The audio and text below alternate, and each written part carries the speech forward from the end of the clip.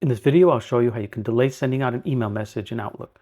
One thing about this method is that you have to leave Outlook open the whole time, so it can send out the message on the date and time you set. So to start, create a new email message. I will create this test and send it to myself.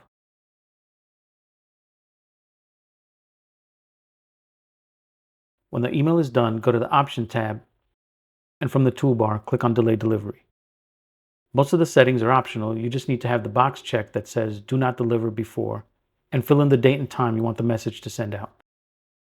For this test, I'll set the time for 2 minutes from now.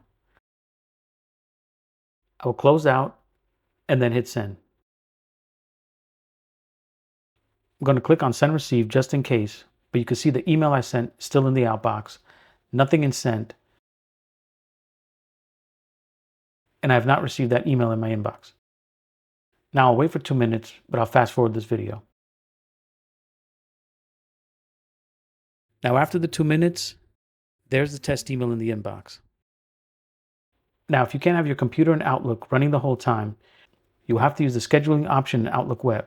I'll link a video on using Outlook Web for scheduling in the description.